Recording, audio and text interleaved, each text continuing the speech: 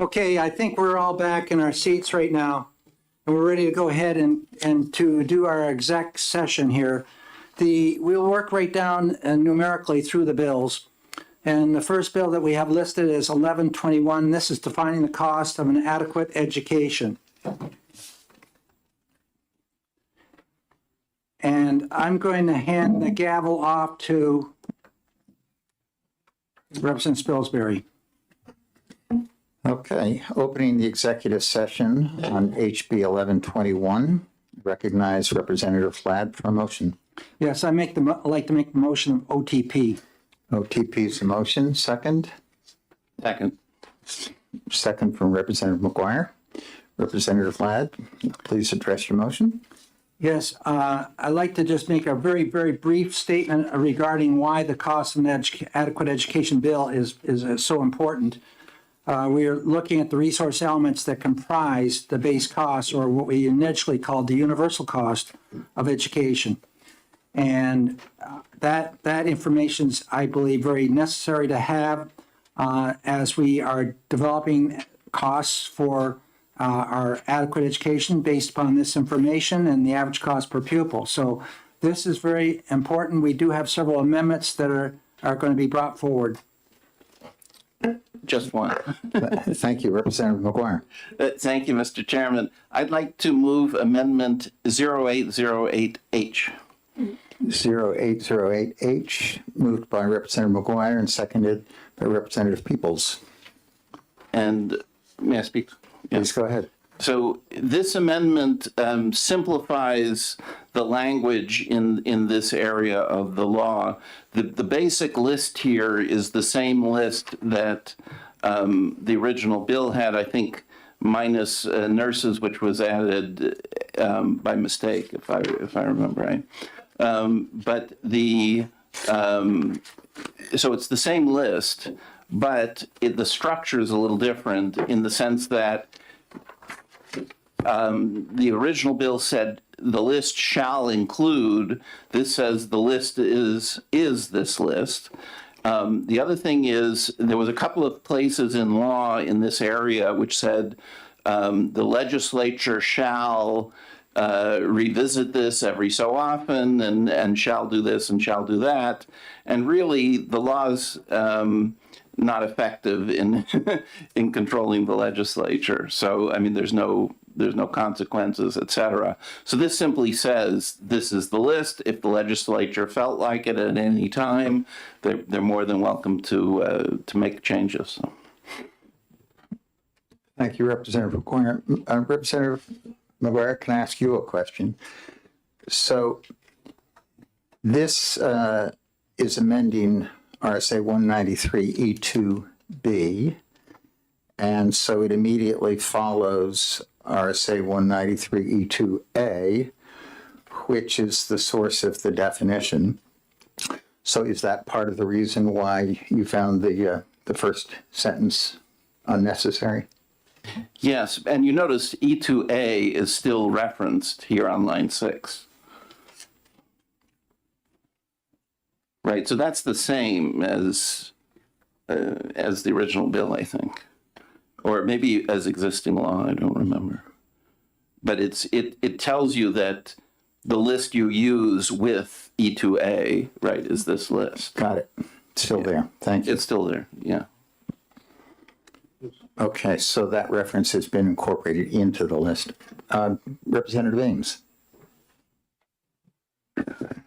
I just want to confirm what I think I just heard and what I'm reading, that this list,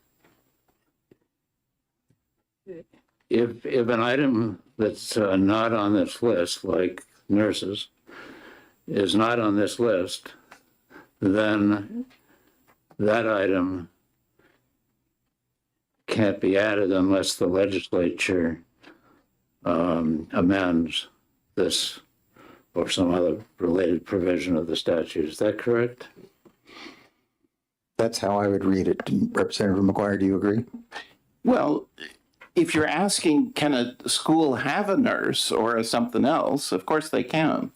If you're asking if it's part of the substantive educational content of an adequate education, then, you know, for the purposes of costing and all those kind of things, then it isn't, right? Unless the legislature changes the list.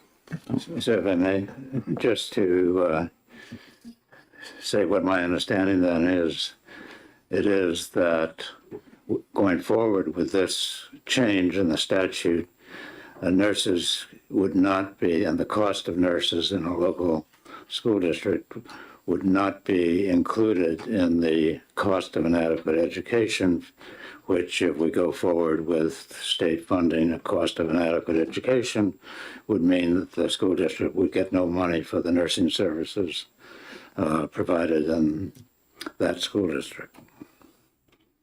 Is that correct? Yeah, I believe that is exactly correct. And we're not talking here about what a district can and cannot provide. We're talking about what's baked into the adequacy formula for state assistance. Representative Ladd? Thank you. And looking at 193E2B, cost of an adequate education, there are two Roman numerals. We're talking about Roman numeral 1. But Roman numeral 2, and I will read it so everybody's familiar with it, because it's the second part of this law. The general court shall create a process for the periodic determination of the specific resource elements essential to providing the substantive educational content of an adequate education. This review should occur no less frequently than every 10 years. So there is a process already in law where the legislature has this responsibility of reviewing these specific resource elements, which we are calling the cost of an adequate education. Thank you. So, Representative McGuire and then so yeah, let me make it clear. This amendment eliminates what you just said. Okay? So again, this eliminates prescriptive stuff on the legislature because I think it's ineffective. Right? What's going to happen if the legislature decided to review it after 7 years or never, right? There's no, there's no teeth in that thing. It's just, I mean, it's words on paper, but nothing's going to actually happen. So I don't believe in putting things into law that can't be enforced. And so this just says this is the list, and if any legislator at some future time decides, I want to change it to add, gym instructors or something, then go ahead, right? So. Okay, Representative Luna.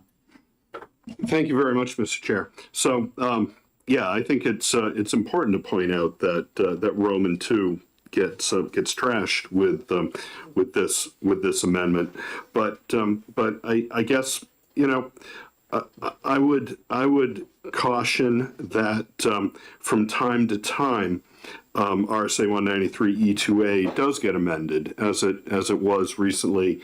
I think as recently as a couple of years ago to add. I'm trying to get to it right now. To add personal finance literacy and computer science, basically parts 10 and 11 there. And while it doesn't necessarily jump off the page to me that either one of those would require a change to resource elements, I could certainly think of some things that could be added to E2A that would necessitate the certain resource elements. And it doesn't appear that in E2B, under the cost of an adequate education, that there's any wiggle room for adapting to changes in that. Was that something that was sort of done intentionally for this amendment? Okay, Representative Papadimoulis. Thank you. Since I'm on finance too, anytime we need to change the resource allocation because there is a new factor to be considered, there is always HB2. So frankly, this list is the snapshot in time. At this point in time, this is what we would consider, the components of adequate education, right? Every year that can change through the same means that any other statute can change. I'm really not quite sure why there seems to be concern about that, because every statute we have is only valid until the next time the legislator decides to tinker with it. So there is nothing different in this than in any other part of our statutes. Right, so to summarize back to Representative Ames' first question, yes, the legislature can add anything it wants to at any time. Representative Burton. Just to clarify and make sure everyone understands, nurses were included in Judge Ruoff's list in the latest lawsuit, which he included. So this is directly contrary to what the court said. Is that correct? Representative Popovich-Muller. I cannot speak to what Judge Ruoff may think or not, but it is the prerogative of the legislature to do its job, which is to define the components of adequate education, and that's what we are trying to do here. I don't think this has been said, but I would just clarify, as Representative Ladd has previously shown us the Estabrook study, this in effect is exactly the list that's been the custom and practice since 2008. Representative Bricky. I just want to go back to a couple of things that I said when we first heard this on the 10th of February. Online testimony, 6 are in favor, 244 are opposed. There's not a whole lot of difference between this and what the original bill was, so I think we can look at that. I also want to go back to one of the people who testified for us, and she said, and I wrote down this quote, "Our constituents are at a breaking point, and this bill is not a way to alleviate that burden." I think that we need to think about how we're going to alleviate the burden. This is not doing it. Thank you. Representative Ladd. Thank you very much. In looking at these costing elements, when we note teacher or principal or media specialist, there's also another component which goes into developing that, and that's basically your ratio of the student to the teacher. There's also several other elements which go into it, which are support these resource elements, and that is the salary and the benefits packages. Now, when we talk about the ratios, the Department of Education, through their rulemaking in ED 306, have established that the ratios are 25-1. They recommend 20-1 for K through 2, and for grades 3 through 12, 30-1. Now, when I hear districts saying that they're not being funded properly, one of my first reactions is, so what is your pupil-teacher ratio in your school? If you now have a ratio of 12-1 or 14-1, then you are making a local decision to put more dollars into that cost element to support that lower ratio. That's on your local board, your local taxpayer. So I think that when I hear that it's always the state's responsibility to pony up, I think we also have to recognize that there are negotiated agreements, there are cost factors are not within the control of the state, which are taking place at the local level. Thank you. Representative Luna. Thanks very much, Mr. Chair. Notwithstanding that, I think we all have responsibilities to represent our constituents and represent people across the state. And they have loudly supported the schools, the public schools that we have in place today, with the student-teacher ratios that we have in place today, and the student outcomes that we have in place today, which are in the top 5 nationally. And they do this despite the fact that the state of New Hampshire is last in the nation in the state share of funding public schools. If we were to double the state share of funding schools, we'd be last in the nation in terms of state share for funding our public schools. So it's really extraordinary, in my point of view, in my perspective, that that voters place such a high priority on strong public schools across New Hampshire. and are willing to open up their wallets to pay for them despite the lack of state support. And it speaks a lot about not only the priority that that voters have on student outcomes and high quality public schools, but it shows that even in communities that don't have the resources, don't have the property values to support strong school budgets, that they go as far as they can possibly go. And in some places, seeing property tax rates, approaching, well, prior to recent revaluations, some of them were approaching $50 per thousand, 5% on property every year. Property taxpayers are working super hard to support their public schools, and it's really disappointing to me to see that the state, number one, doesn't recognize that public interest in our public schools, but instead would rather back away from its obligations, and frankly even exclude things like nursing services or superintendent services from this list.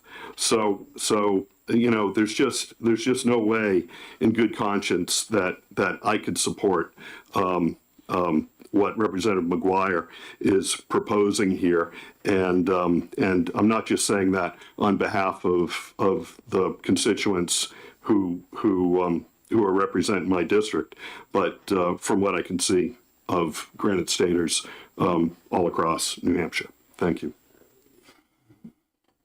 Are there further comments on the amendment? Yeah. Representative Ladd. When we're looking at the cost of inadequate education, we're referencing back to 193E2A, which lists those subject areas, those content areas which make up an adequate education. The state has recognized, if you look at 193E2C, where it also talks about resource elements, the general court recognizes that schools with greater educational challenges will benefit from a varying resources. Schools with varying educational challenges often exist within a single school district. The general court is committed to addressing the varying educational challenges that exist among the schools of the state. Now, when we look at our education funding formula, you have the left-hand side and you have the right-hand side. Unfortunately, the court system's only looked at the left-hand side. But there is a right-hand side of that formula too, which contributes extraordinary needs grant and fiscal capacity disparity aid, and we're making every effort to support these other needs which are spoken to in 193E2C. Thank you. Okay. Are we all set on the amendment? I would just add one thing with regards to Would you like this. to be recognized? Thank you very much, Representative Mr. Luna, Chair. you are recognized. So, and I appreciate what Representative Ladd was saying with respect to the right-hand side of the formula and the targeted aid that does go to districts like Claremont, like Newport, like Berlin, and like Manchester. But unfortunately, Manchester's targeted aid actually does get capped. So in a district that has the greatest needs in our state, the greatest number of students in our state, the highest population of students coming from low-income backgrounds, and that the state of New Hampshire deprives Manchester of even Okay, right-hand let's side. stick to the amendment, please. Thank you. Representative Damon. Thank you, Mr. Chair. I just wanted to comment on the prior remarks a bit ago about there being lack of teeth for reporting and the language that is in statute now but would be removed to submit a report of findings regarding the specific resource elements at least every 10 years. I don't think you take out a requirement because it doesn't have teeth. If you perceive it as a valuable requirement, maybe you put teeth in it. I would be very much in favor of the reporting because we constantly hear from our constituents that they want transparency in government. They want to know what we are doing or not doing. And we should, in fact, be looking at whether we are utilizing and funding these resource elements. So regardless of which version of the resource element list, I am very concerned that this amendment removes section or Roman numeral 2 and cannot vote for this amendment in this way. Any further comment on the amendment? Okay. Seeing none, I'll call for a vote. Can we do it by show of hands? And, Let's do a roll call. okay, we'll do a roll call. Clerk may call the roll. Representative McGuire, Yes, Representative Earth, Yes. the amendment. This is Amendment 0808H. Representative Earth, Yes. Representative Colcom, Yes. Representative Popovici, Yes. Clerk Brown, yes. Representative Mahegan, Yes. Representative Peoples, Yes. Representative Luno, No. Representative Ames, No. Representative Burton, No. Representative Fellows, No. Representative Damon, No. Representative Bricky, No. Representative Christian, No. Representative Weinstein, No. Representative DeSimone, Yes. Representative Ladd, Yes. Chairman Spilsbury. Yes? 10 yeas, 8 nays. Okay. 10 yeas, 8 nays. Representative McGuire, would you care to make a further motion? I think it was Representative Ladd who made the motion. Representative Platt? Yeah. Feel free. Thank you very much. I'd like to make the motion OTPA, the A being 0808H. Second. Okay, OTPA is the motion? Yep. We're still in the, I would like to, Mr. Chair, Yes. yeah, I'd like to offer amendment, There's already an amendment on the table. We just voted on it. we just voted on that. Oh, was there just another amendment? There's a motion on the floor, which is OTPA. Right, and while we're in OTPA, the bill is still on second reading, open to further amendment, and I'd like to offer amendment 0995H. Okay, I would concur that we should hold off on the OTPA motion so that you can make your amendment motion. Thank you, Mr. Chair. So I'd like to offer amendment number 2026, 0995H. Seconded by, Second. so, and Okay, just finding it. 0995H, motion by Representative Luno and second by Representative Damon. Okay, Representative Luno. so thank you very much, Mr. Chair. So without a whole lot of additional editorializing about the importance of 193E2B in its role of defining the costs for an adequate education. What this amendment does is builds upon the existing language in Roman 1 to add the specific necessary resource elements that were enumerated in the Rockingham Superior Court order under the Conval lawsuit. And it does so by listing the elements and also including language that says but not limited to, and then it goes into the cost for teachers and teacher benefits and student teacher ratios and principals, and I won't list all the things here, but very much unlike the earlier amendment that was just approved by this committee, not only is it not limited to these resource elements, it also includes nurse services and superintendent services that are called out in other parts of our statute as requirements for public schools. It also goes on to direct the general court to update the cost of an adequate education at least every 2 years. And so why is that important? Because lots of things can change.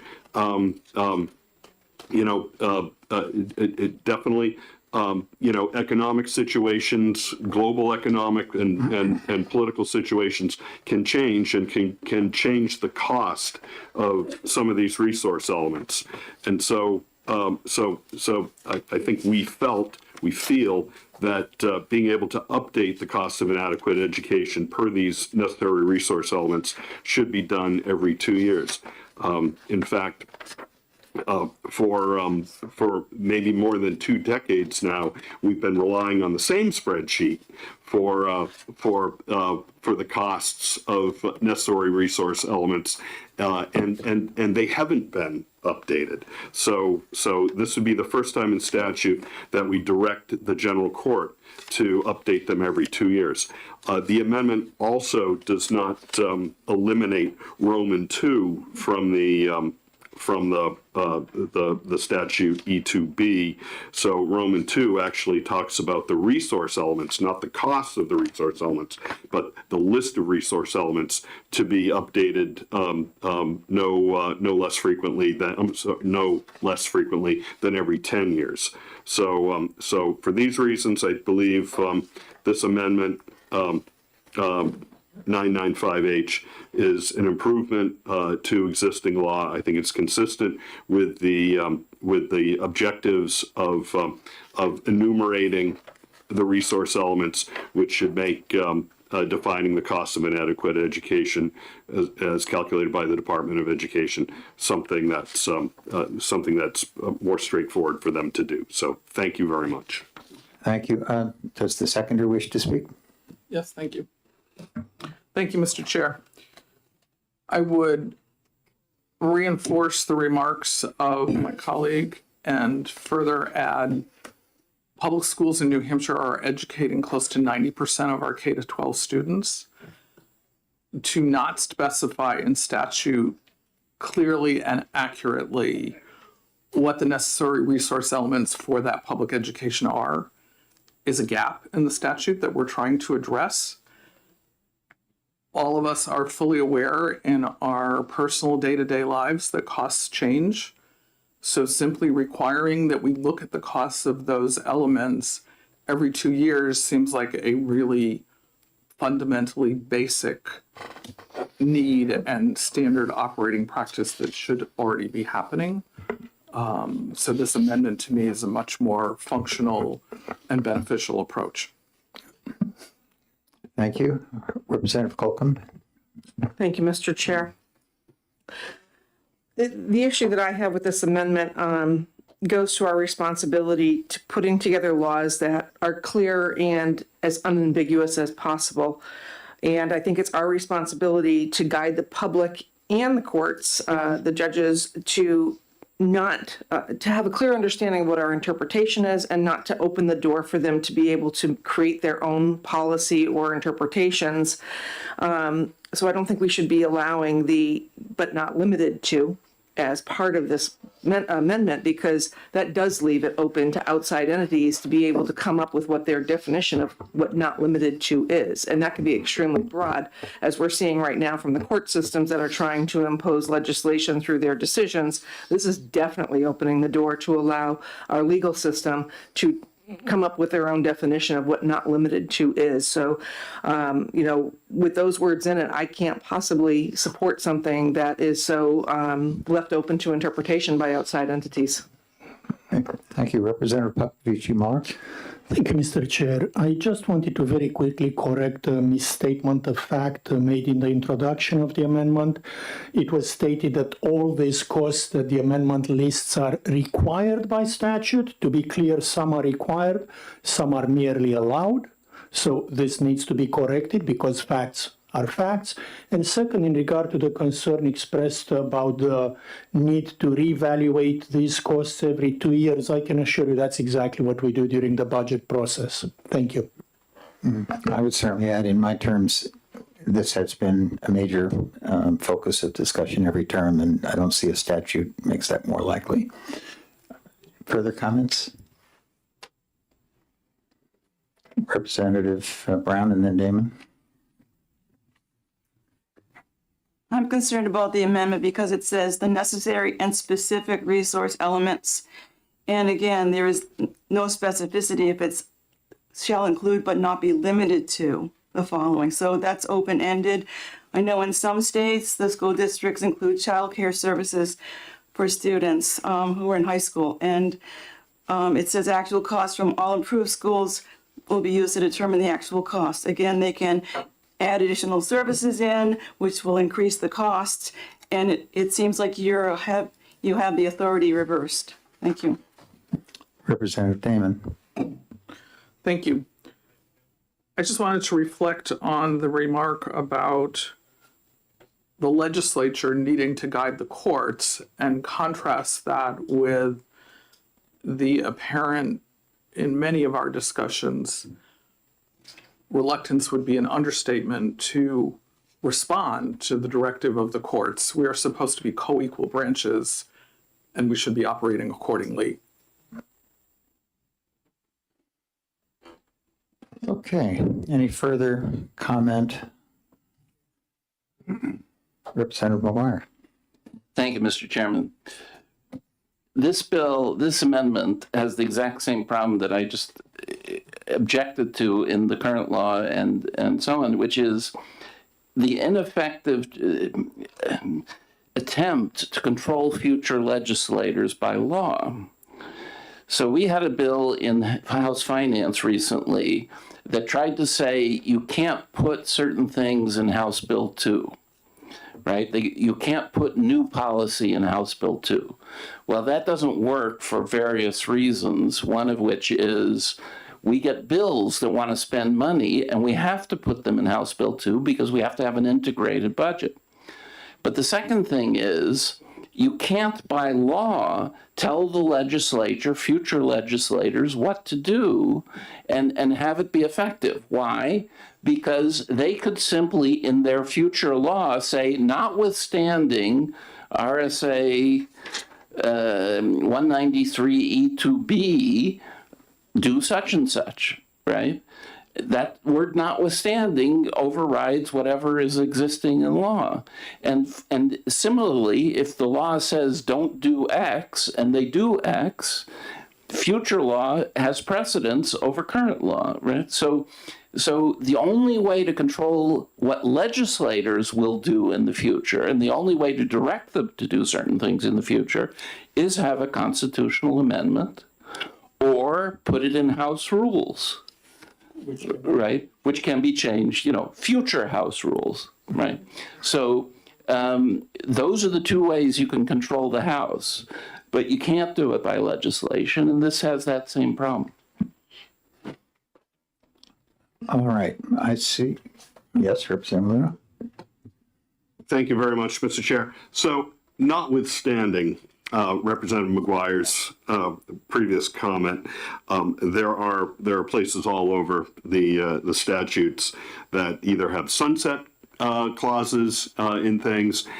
Even the education statute requires periodic, I think every 10 years, review of accountability standards and minimum standards. So we have all sorts of things in the laws that draw on the legislature to do something. Sometimes that's done in committee, sometimes that's done in a study committee or an ad hoc committee to review those standards, but it's done pretty routinely. I agree with Representative McGuire that if a legislature said, you know what?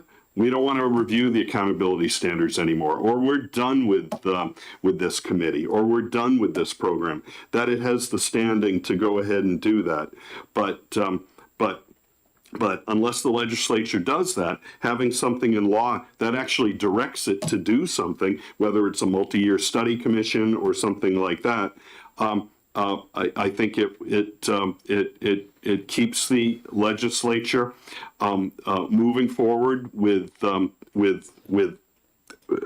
being able to update the costs every 2 years until at some point maybe it sees that it wants to do it every 1 year or never wants to do it again. Thank you. Thank you. Representative Phelps. Thank you. So I support this amendment because it tells the general court that every 2 years, they have to figure out what the cost is.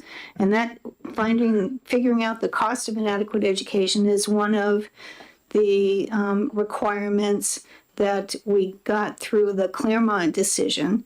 So I suppose if we don't adopt this amendment and we just go with what's currently on the table, then it doesn't, it won't say, our statutes won't say anything about who's supposed to determine the cost of an education. So I guess that might leave it up to the Supreme Court. Okay. I see no further hands, so Representative Brown, are you asking to speak? I think the inputs are what are important. The actual cost will be determined on the district level, and with entrepreneurship and innovations, the cost may actually fall. Okay, let's move to the vote on Amendment 0995H. And since we called the roll on the last one, we'll do it again. Representative McGuire, No. Representative Irf, No. Representative Colcom, No. Representative Popovici, No. Clerk Brown, no. Representative Mahegan, No. Representative Peoples, No. Representative Luno, Yes. Representative Ames, Yes. Representative Burton, Yes. Representative Fellows, Yes. Representative Damon, Yes. Representative Bricky, Yes. Representative Christian, Yes. Representative Weinstein, Yes. Representative DeSimone, Or is it, no, I'm sorry. Representative Ladd, No. Chairman Spilsbury. No? So 8 yeas, 10 nays. Okay, so 8 in favor, 10 opposed. The amendment fails. And I think we're back now to Representative Ladd for the final motion. Yes, I'd like to make the motion of OTPA and the McGuire amendment would be added. Thank you. So the motion is OTPA as amended by 0808H. Is there a second? Second. Representative McGuire seconds. And I think we've had a pretty thorough discussion, but if there's anything further, feel free. Representative Blatt, do you wish to speak any further? No, I really don't. I think what we're doing is affirming what the Joint Legislative Oversight Committee for the Costing of an Adequate Education resolved back in 2008. Within our state right here, our students are still achieving in the top portions of those other states in this country. And we, by introducing services that was in the previous amendment we just discussed, we're talking about superintendent services. That does not relate back to the substantive criteria for an adequate education, nor do some of those other components which were added in that. So I think this continues what we have, and down the road, as things change in this state, any legislator can bring forth change to this statutory language and add in or subtract from it. Thank you. Okay, thank you. Further comments? Representative Luno. Thank you very much, Mr. Chair. So I guess what we're voting on here just puts into statute language that came from a study committee nearly 2 decades ago. So I certainly can't support that type of thinking as being forward thinking, and will oppose this vote and will offer a different OTPA when it comes to the floor. Thank you. Okay, very good. Okay, seeing no further comments, the clerk can call the roll on the OTPA motion with amendment 0808H. Representative McGuire, Yes. Representative Irf, Yes. Representative Colcom, Yes. Representative Popovici, Yes. Clerk Brown, yes. Representative Mahegan, Yes. Representative Peoples, Yes. Representative Luno, No. Representative Ames, No. Representative Burton, No. Representative Fellows, No. Representative Damon, No. Representative Bricky, excuse me. No. Representative Chrétien, No. Representative Fellows. Oh, sorry, Weinstein, No. sorry. Representative DeSimone, Yes. and no. Representative Ladd, Yes. Chairman Spilsbury, Yes. 10-8. 10-8, the motion go on the regular calendar. Representative Ladd will write the report. And will the minority motion be OTPA with Amendment 0995H? Correct. And will that be Representative Luna? I'll take care of it. Very good. Thank you. That closes the exec session on HB 1121. Thank you very much, Representative Spilsbury. We are now moving forward with the other bills on the docket for today. The bill we're looking at is HB 1288. This bill is relative to enabling school administrative units to adopt budget caps. I look to Representative McGuire for a motion. Thank you, Mr. Chairman. I would move ought to pass with amendment. Just right. with the oath to pass right now. Thank you. Is there a second? Representative Popovich seconds the motion. So we have a motion on the table, OTP, made by McGuire, second by Popovich. Any discussion from the maker of the motion? Yes, thank you. So this bill is basically similar to, it's enabling legislation that allows, just like we have similar things for school districts, this allows for school administrative units to create budget caps. And it does it in a very similar way, a 3/5 vote among all the districts in the SAU, and the various kinds of budget caps that could be adopted with different kinds of escalators for inflation and so on. It's long, but that's basically because there's a lot of different corner cases. Can I introduce an amendment now or not quite yet? Yeah, Okay. you may. All right, so I'd like to propose amendment 0883H, which is, if you, maybe I should wait for a second. Is there a second? Yes. Representative Popovich Okay. seconds the motion to move amendment 0883H made by Representative McGuire. Right. Representative McGuire, do Thank care you. to speak to your? So yes, you remember that the whole bill was Representative Vose's bill, and when he came to talk about it, he started with his amendment. And so this amendment is essentially Representative Vose's amendment with a handful of small detailed changes for a number of corner cases that weren't quite adequately spelled out. You can think of it as, dotting the I's and crossing the T's in a couple of places. I do happen to have, a color-coded, red line kind of thing that I could go page by page and tell you, well, we added this little sentence here and there. But it really is the same as Representative Vose's amendment and the original bill in concept and so on. There's just to make clear in certain particular cases, that's what the amendment does. Thank you. Representative Popovich. No, you're waving off. Any further discussion? Representative Luno? Thanks very much. So, I don't see it in the amendment, but it may be contained. So I'd ask the sponsor, how does this work in, let's say, an SAU where you've got multiple school districts, some being SB2 and others not SB2?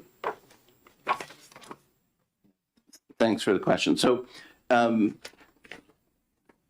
even if you're not SB2, I believe you still have votes, right? So there would still be warrant articles, and you would have a vote saying, do you want to adopt this particular budget cap for the SAU, and then that vote would be part of the whole school SAU vote, and would be added to the votes of the other districts.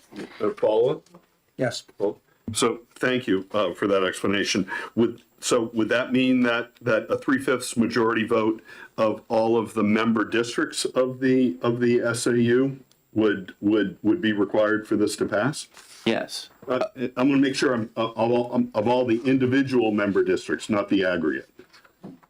No, I believe it's the aggregate of all voters voting in the school.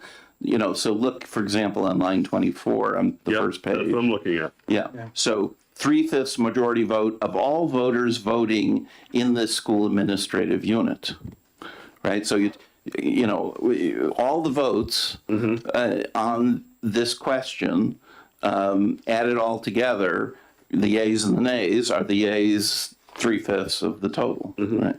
Okay, thank you. Further discussion? Representative Fellows, are you caring to speak? No. No, okay. Well, so I didn't realize it was on, but anyway. So I'm concerned about this because we're only talking about 23 SAUs here. There's really only 23 SAUs. All the other ones, they have a number, but they're a single district SAU. So the SAU function in their budget is just incorporated within the school district budget.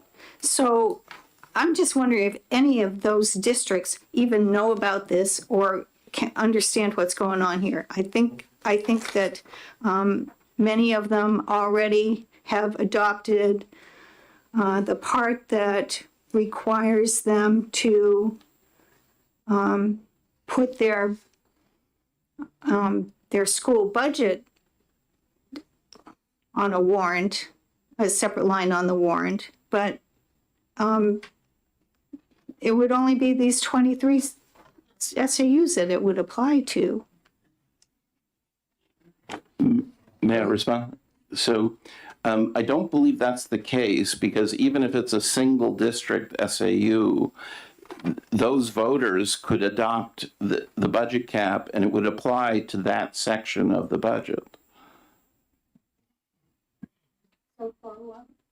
Yes. So, if it's not a city, if it's a city, then the voters don't have any say. It's their elected representatives that will make those kinds of decisions.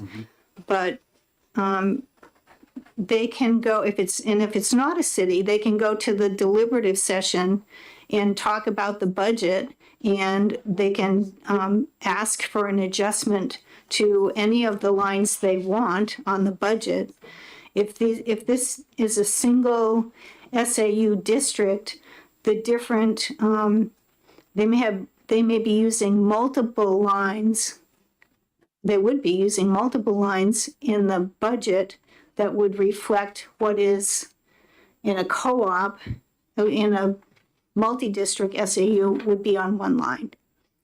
And so they have and they can go to the school district if they don't use SB2 and stand up and propose an amendment to the budget if it's not too great. So they have an opportunity directly to do that. They don't need this bill, and it just doesn't work for any except for those 23 SAUs. Representative Colcom. Thank you, Mr. Chair. I respectfully disagree with my colleague. Coming from a district that is a multi-school district SAU, a multi-school district SAU, our SAU budget is untouchable to the voters. The SAU budget holds a public hearing. The public hearing is nothing but lip service and begging to the school board. The school board gets to act independently on the SAU budget that they put into our school district's budget.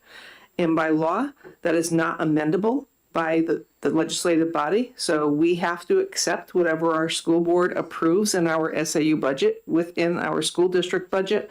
We have no means at all of adjusting our SAU budget. I think this is a good bill because at least then it gives us some control over how much they're going to increase, where right now we have zero control, zero input, zero authority as a legislative body to modify anything to do with our SAU budget and our multi-school district SAU. Further discussion? Can I respond, because she mischaracterized what I said? Representative Fellows. Yeah, so I was talking about everything except for those 23 SAUs that are multi-district. So I didn't, I was saying if it's not that situation, then they have those other vehicles to amend it. Thank you for that follow-up, I'm sorry. Yes, go ahead. Thank you for that clarification, but I don't think that those 23 SAU situations should be ignored or minimized just because we are outnumbered by the majority that are single district SAUs. Representative Damon. Thank you, Mr. Chair. I'm looking for some clarification in Roman numeral 1 of the amendment when it references current overhead cost per student and says as defined herein, but I don't find what I consider to be an adequate definition. And I am looking up on line 12, it cites RSA 194-C:9-d, Roman numeral 4. That doesn't seem to exist in our law book here. Can somebody help me? Current overhead. Either it doesn't exist or where is it? Page 677 is 194C:9, but it only goes to -B. There is no -D. So I'm not sure what's being referenced here. Are there any responses to that? Responding? I'll look it up. Thank you. You're looking up, what, the definition for current overhead cost per student? To see whether. And what that citation is. Yeah, Exists. okay, He exists. okay. Further discussion, Representative Luno. So, thanks very much. Going back to an earlier question we had on page 1 of the amendment, lines 24, 25, where it talks about 3/5 majority vote of all voting in this SAU as necessary to adopt the this provision. I was wondering, my mic's not on, sorry about that. So let me start again on this. So going back to an earlier question where on page 1, lines 24, 25 would require a 3/5 majority vote of all voters voting in the SAU in order to approve this this SAU budget cap provision. There's a section on page 4 in the back of the amendment that talks about rescinding the provision, and on lines 18 and 19. It talks about 3/5 majority vote in the school districts comprising the SAU are required to rescind. Is there a difference between what's required to adopt on page 1 and what's required to rescind on page 4?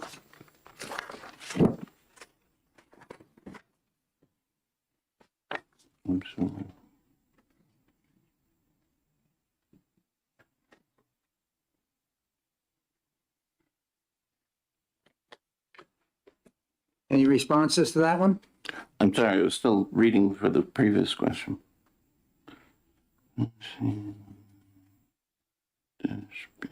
Mr. Chair, do you see what just the language is different there. Okay. Representative Spilsbury? I think Representative Luno is raising a valid discrepancy. In page 1, line 24 and 25, it is clear that it's the voters at large. Yeah. Which is customary and the way in which the budget itself is generally approved. But in Roman numeral 6 on page 4, that's worded differently, and it appears to require a 3/5 majority in each school district.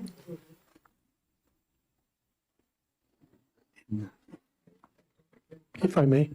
Is the interpretation there in each, or is it in the school districts?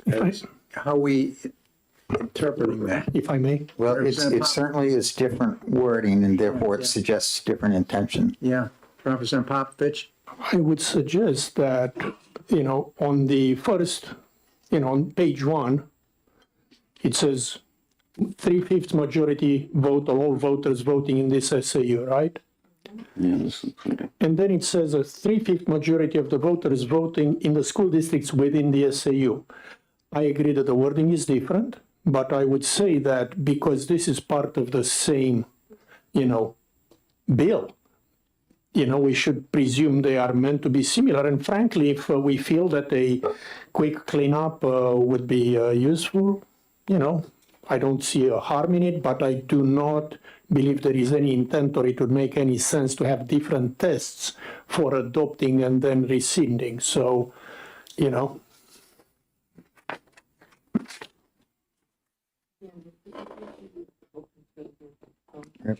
No. On page 3, on line 32, or 31, each year, a school administrative unit above the budget cap is adopted only if the budget is approved by a 3/5 majority vote in the school districts comprising the school administrative unit. Adoption of this provision requires a 3/5 majority vote in the school districts comprising this administrative unit. It's sort of like the same next page over. Representative Colcom? Thank you, Mr. Chair.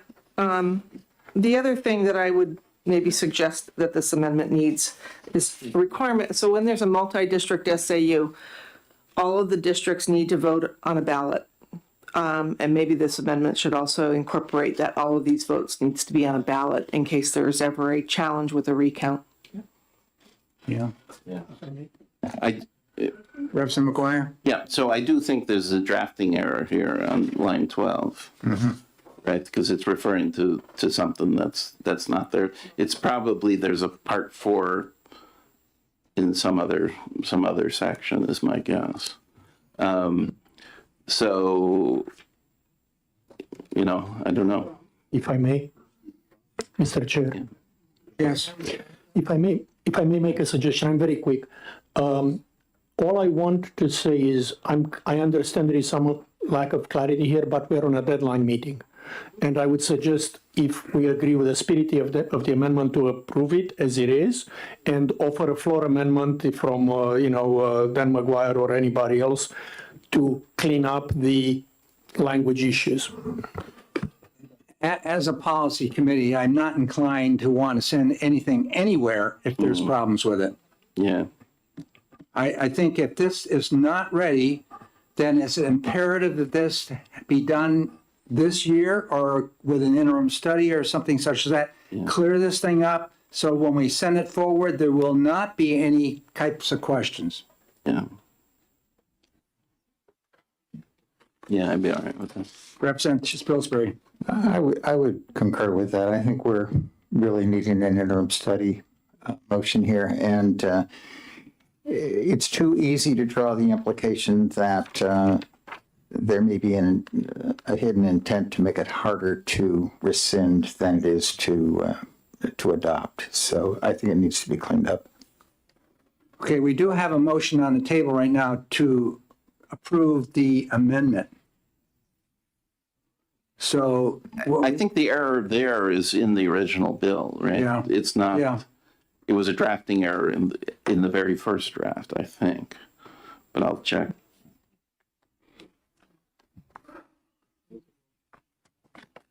So we could have the motions, the people who made the motions take them back, and then we could have put forth a new motion of interim study. Yeah, I'm willing to do that. Okay, the second's willing to do it Yep. also? Okay, so the motion on the amendment's been pulled back. Now, we did have an initial motion made to OTP this bill. Are you willing to pull that back as well? Yes. Representative, who made- Yes. Yes. Okay, so we're open for a motion right now. I'll make a motion of interim study. Okay, and we have a second by Representative Luno. So we have a motion made by Representative McGuire, interim study, and a second by Representative Luno on the same motion. Any further discussion on interim study on 1288? Not seeing any. Madam Clerk, would you please call the roll? Vice Chairman Spilsbury, Yes. Representative McGuire, Yes. Representative Erb, Yes. Representative Colcom, Yes. Representative Popovici, Yes. Clerk Brown, yes. Representative Mahegan, Yes. Representative Peoples, Yes. Representative Luno. Yes. Representative Ames. Yes. Representative Burton. Yes. Representative Fellows. Yes. Representative Damon. Yes. Representative Bricky. Yes. Representative Christian. Yes. Representative Weinstein. Yes. Representative DeSimone. Yes. Chairman Ladd. Yes. 18-0. Okay, so the motion is interim study. Any objections to putting on the consent? Representative McGuire, you'll write the interim study report, please. Going on down, it's starting to snow, folks. Been snowing It's been snowing for half an hour at least. 1807. since we started here. Yeah. Okay, we're going to take a 5-minute pit stop here. Okay. Jimmy Johnson can go and everybody else can hit whatever they want to hit. 1807.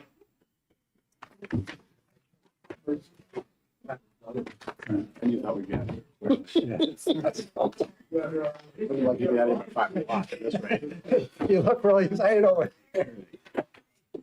Oh, God. Yep, yep.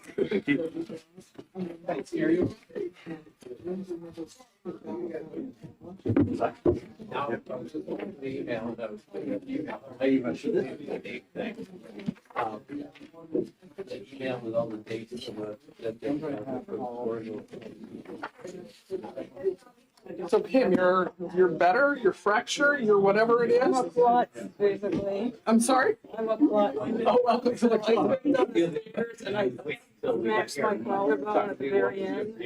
It's kind of like chipped up a little bit from X-ray, but it's really not that bad, okay? I'm supposed to be wearing the slides, I'm not. And I did take the shoes that I fell with, because I've tripped with those shoes before on stairs, but not fallen, and I'm like, but they're my favorite booties, okay, so. They're a little too big for my feet, and they swapped me out. Oh, so it's not the surface. I wasn't paying attention, so I passed out kind of because I thought I was okay, but you know, the delayed reaction. Yep. And I felt lightheaded while we were pitching, like, I think I better sit down, and then I just ended up sitting on my own. All right, thanks. It was just like, but I came back because Concord, you know, they do the thorough exam of you, they're so nice over there, the ER. That's good. And since they said, you just are dehydrated and you're okay otherwise, so that's why I came back for the rest of the session. If I wasn't sure what had happened, I thought the fall was related to the. But it is funny that after the fact thing, like I fell, tripped, Oh my going God. up concrete steps. This was like 2 years ago. And I laid it on my knee really, really hard. Yeah. And I You was thought you like, were, yeah. just, I felt like my head got rattled and I didn't hit my head. Yeah, right. You know, and then I like marched on to where I was going, feeling very annoyed that I wrecked my pants. Yeah. And then like half an hour later, it was very similar. I was like, oh, I am not I was myself. grateful I had not hit my head. Right? Or hit my hip. or something. You would have been out for days, and the concussion is not. Well, yeah, right, exactly. You got to take it serious. And Deborah House was right there at the bottom. I felt so bad because she was so nice to me. She goes, "Are you okay?" Because it looked worse than it was. I mean, I was like, "Oh hell, I'm gonna fall right now." Yeah. So I kind of turned to my right because I wanted to make sure I, you know, kind of fell on my side and not hit my head. And when I landed, I was like, "Okay, that was bad." But I didn't feel too bad. I mean, I got up, but I know I was so rattled, and I just kind of like. The description of your fall from the other representatives. I'm glad the video was not on Facebook yet, but apparently there's a video of it. Oh, geez. Oh, gosh. Oh, yeah. That is just not fair to take a video when that The happens. cameras everywhere. She fell, I thought she fell up the stairs. Right? Oh, it was She down. fell on the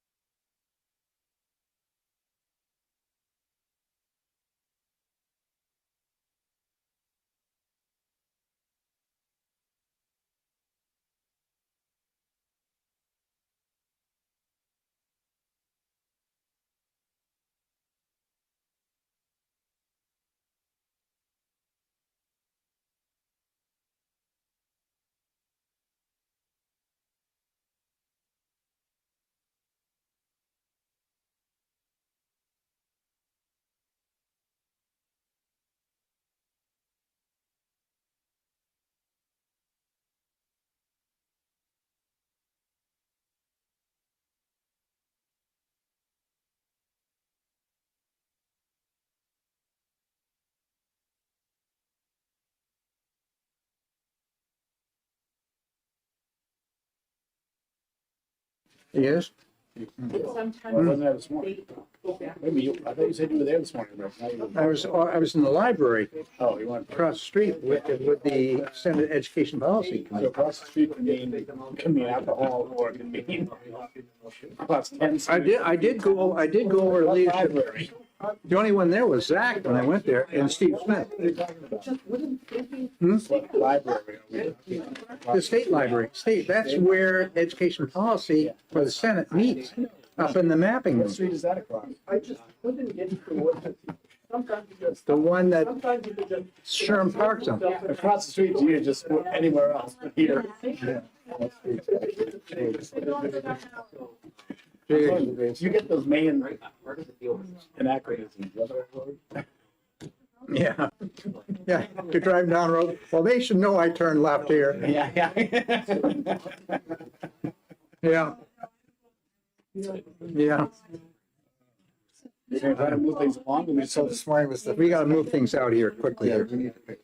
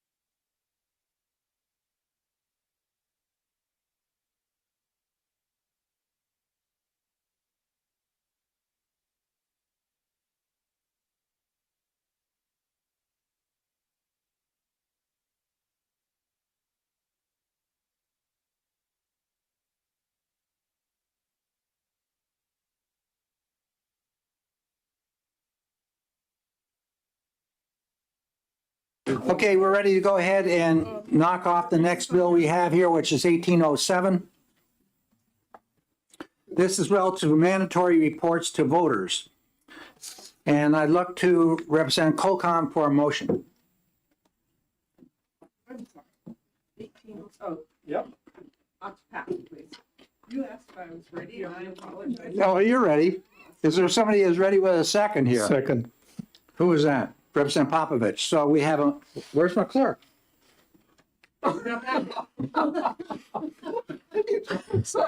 We're not ready.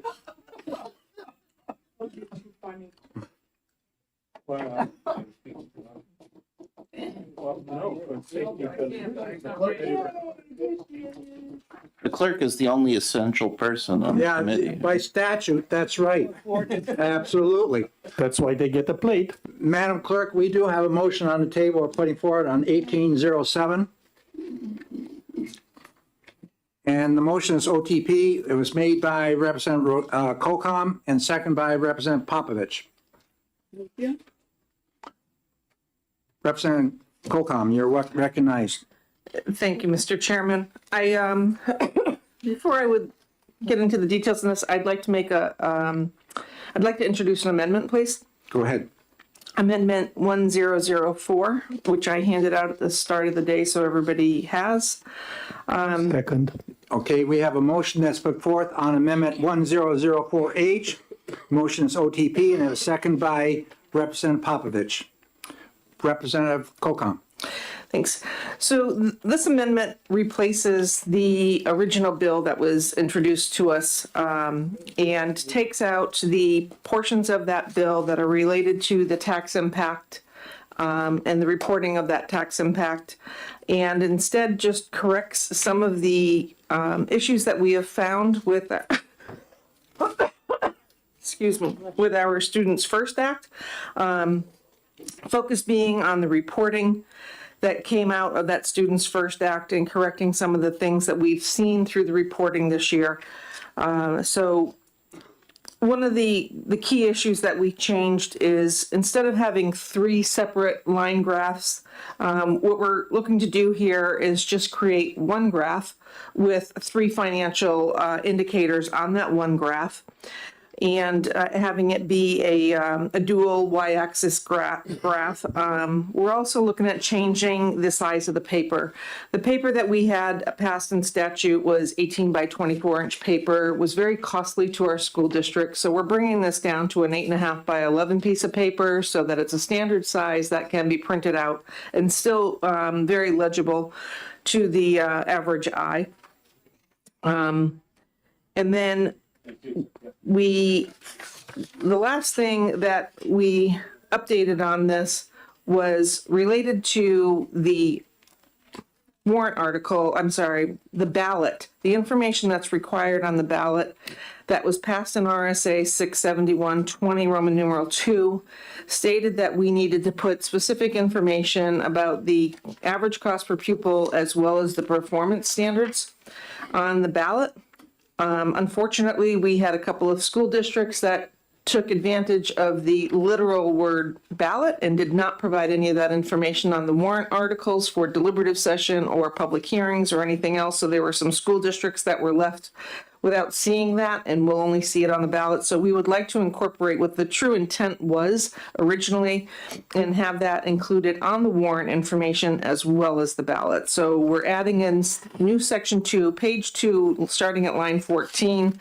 We're adding the requirement that the information from RSA 671-22 will also be included in the warrant in addition to the ballot.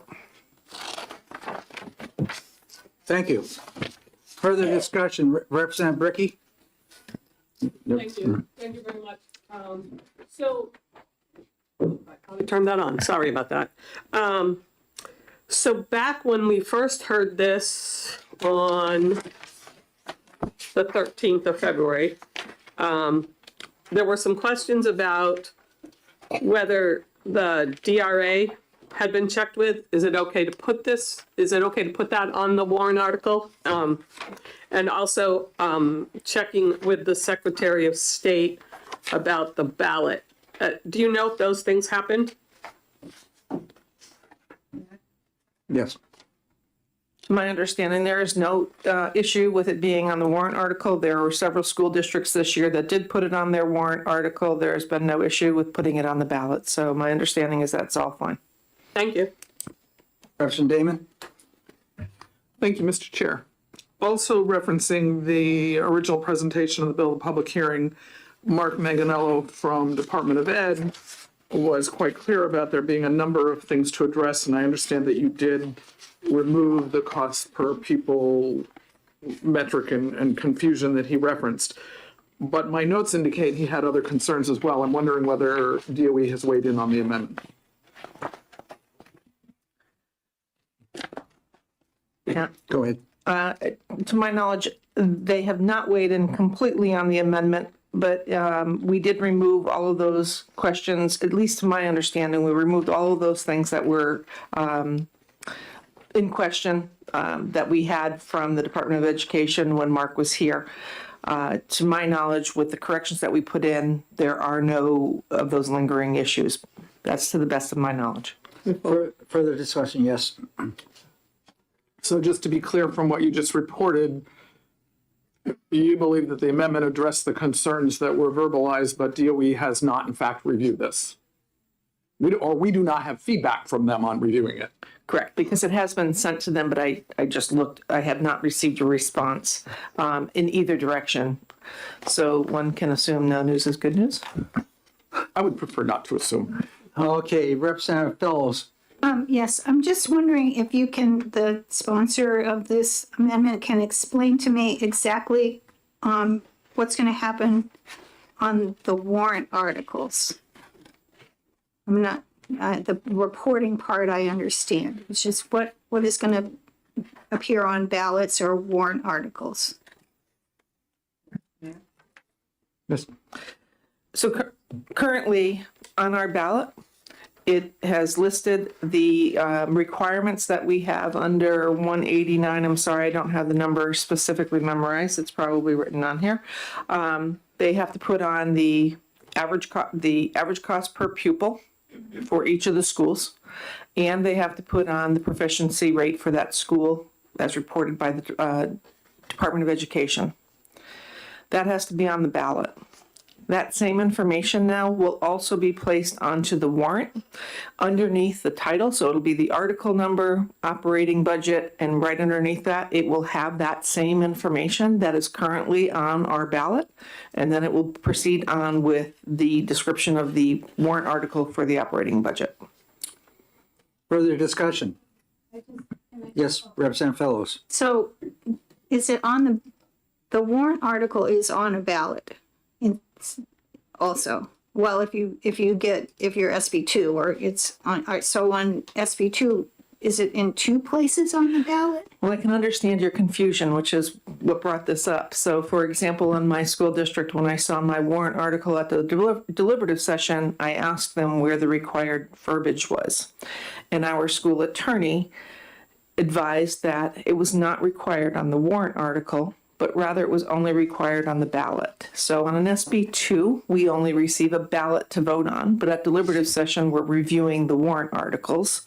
So they made a clear delineation in their decision to leave the warrant article, absent of that information, but rather we're only going to publish it on the ballot.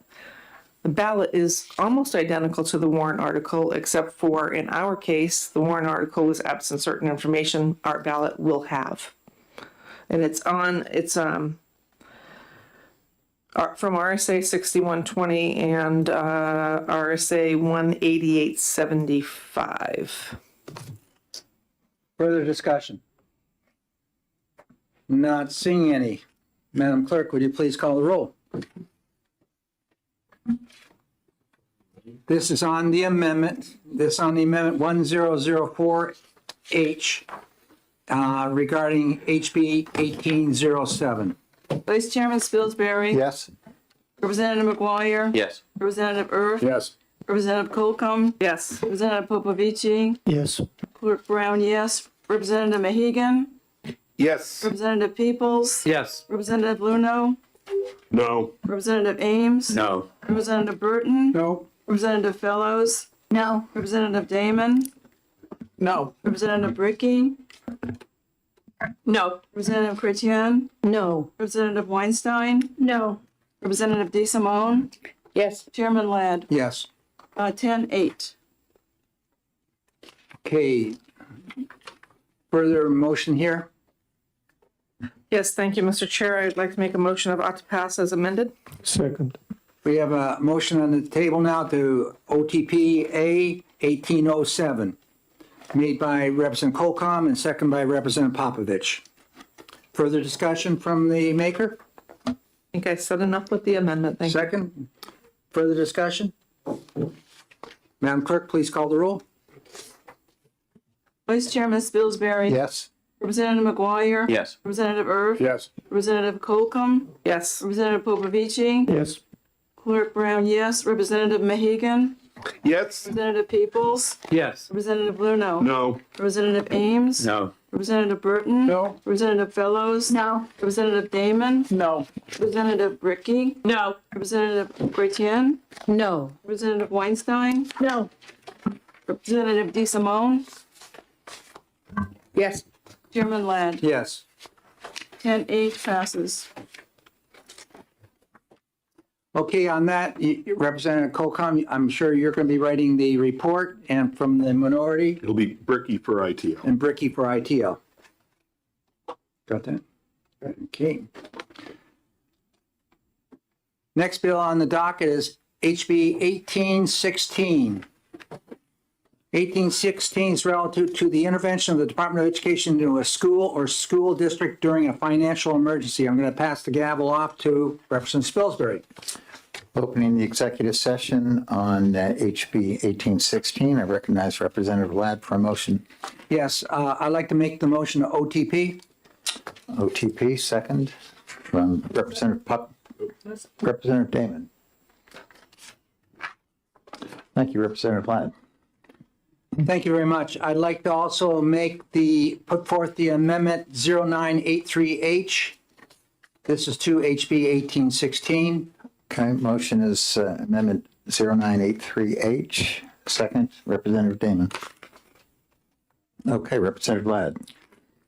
I think we've had on the committee here before a pretty healthy discussion regarding this when it was presented. But on regard to the amendment right here, what the amendment does do, it references the state board as being the power to make this decision, 186:5A. But also down on line 19, it reads a little different than it was in the previous amendment that I had. It says on 18, for purposes of this section, school in financial emergency or school district in financial emergency necessitates that immediate oversight, and the way it used to be needed oversight by the department is imperative. What this bill does now, this amendment does, it adds in oversight providing corrective and technical assistance by the department is imperative. Now, this also echoes what you'll find down later on lines 22. The State Board of Education shall adopt rules pursuant to 541A relative to implementing corrective and technical assistance to school district or school in the state of a financial emergency. So I think that's a change which was made. It was, I don't think, the change was made in cooperation working with the Department of Education yesterday. And it's parallels language we have in statute when the department gets involved. They offer corrective and technical assistance. Once again, this bill is not anything about taking over anything. It's giving the authority to the Department of Education to work towards correcting what's going on in the area of emergency financial needs through developing a recovery plan that will be considered by both the local district and the department. Thank you very much. Thank you, Representative Damon. Thank you, Mr. Chair, and thank you, Representative Ladd, for bringing the bill forward in the amendment. I think we've all recognized in following the situation in Claremont in these last 6-7 months, and also more recently, a number of districts with, shall we say, tenuous financial status, that there is a need to define what the role of the State Department of Education and the State Board of Ed might be in helping these districts. So I think this is a good step forward in clarifying what DOE is and is not responsible for. They're not taking over, they're facilitating. I particularly appreciate line 17, including a up to 1 year department oversight of school district and school governance. It should not be ongoing indefinitely. It should be limited. And if I may have a bit of discretion, we will shortly be discussing 1824, which is different approaches to how the state might be helpful to districts in financial distress.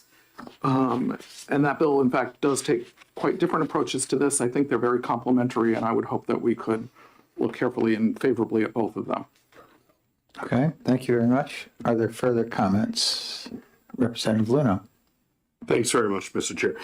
Just really more of a question to make sure I understand how this is going to be how this would work. But Representative Ladd, you said that nothing in this section shall be construed to permit the Department of Education or State Board to take control of the daily operations. But that's what it says on line 6 and 7. And then on 8, it goes, comma, unless the financial and operational condition is deemed a financial emergency. And down on Roman 2, we talk about a financial emergency. So does that give the department authority to take control of daily operations in a financial emergency? Well, I think you've got to go on and read the next following sentence as well. But it says, in following that sentence you read, necessitating department intervention and oversight. Right. And we're talking about the State Board of Education deeming this a financial emergency. Then it says, in such an emergency, the commissioner shall have authority to assist the school district or school in developing a recovery plan, to oversee such plan, to leverage resources to address core financial needs. So we're talking about, leveraging the resources to help develop this recovery plan. There's no intent in this bill at all for the department to be able to take over local control. I think that would be a very awful mistake. Yeah, I agree with you, and that's why I'm concerned with lines 6 through. Would you agree, Representative Luno, that I think there's a concurrence here? Yeah. This is something that the committee report should be specific about. I would concur with that. Yeah, to establish the legislative history. If Representative Ladd would make that clear in the report, I would support this. Yes, I think that's absolutely so. It can be made in the report. Thank you. Yeah. Okay. Are there further comments? Representative Burton, I see a light. Are you all set? Okay. Very good. So if there are no further comments, we have a vote to take on the amendment, and I think we can do this by a show of hands. Do we agree? Okay. So this is all those in favor of Amendment 0983H, raise your hand. That appears unanimous. Was there anybody opposed? None. So 18-0, Amendment 0983H is adopted. And Representative Ladd, I look to you for a new motion. Yes, I'd like to make the motion on 1816 OTPA with Amendment 0983H. Very good. And Representative Damon, second. Further comment on the bill as amended? It appears we're all satisfied, so clerk can call the roll. Representative McGuire, Yes. Representative Earth, Yes. Representative Colcom, Yes. Representative Popovici, Clerk Brown, yes, Representative Mahegan, Yes. Representative Peoples, Yes. Representative Bluno. Yes. Representative Ames. Yes. Representative Burton. Yes. Representative Fellows. Yes. Representative Damon. Yes. Representative Bricky. Yes. Representative Christian. Yes. Representative Weinstein. Yes. Representative DeSimone. Yes. Representative Ladd. Yes. Chairman Spilsbury. Yes. 18 yea, 0 nay. Very good. 18-0 with no objection. We'll place this on the consent calendar. No, That's no longer relevant, I don't believe, with a one committee bill. This is not being referred to a second committee. Yeah. And there's no expense. So Okay, why don't you call recess here? So that concludes the executive session on 1816, and I'm going to call a 5-minute recess for caucus. Republicans will stay in the room.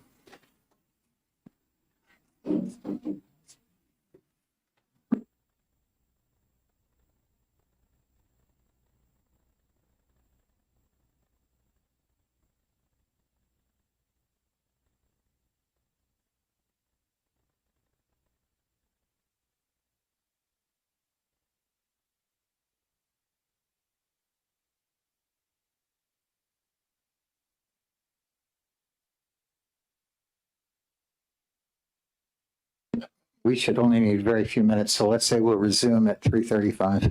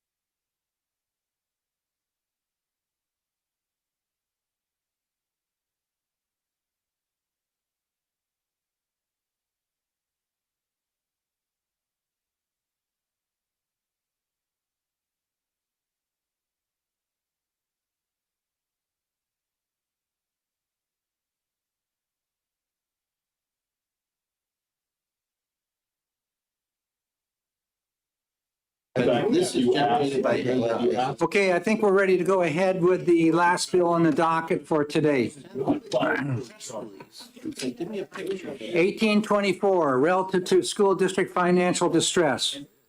I look to Representative Popovich to make a motion, please.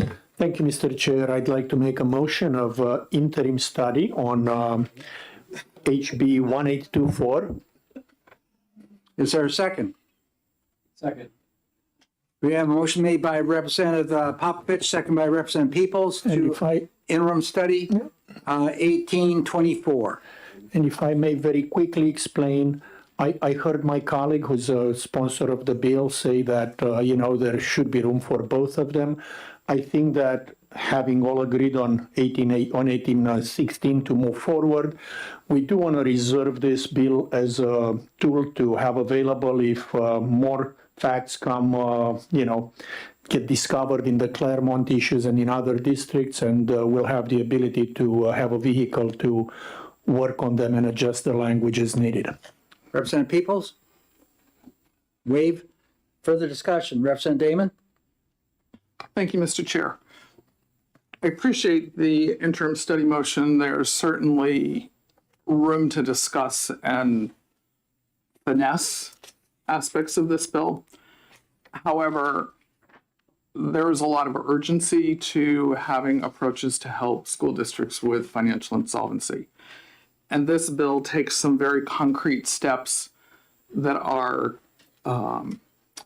different than what 1816 does. In particular, it creates a revolving loan fund so that the state would have the option, not mandatory, of making financial resources available to districts in distress. That option does not currently exist without specific legislation to do that for a specific situation. Recovery plans are critical to how funds would be used, but there are situations where there just simply needs to be funds that the district does not have. Secondly, the bill also would put into statute that municipalities, should they have the resources, can loan money to their school district. It's highly likely that would have happened in Claremont last fall. A short-term cash flow loan from the city would have been very valuable to the school district and therefore good for the city, the community. I think we should have in statute the option for districts or for municipalities rather, to choose to do that.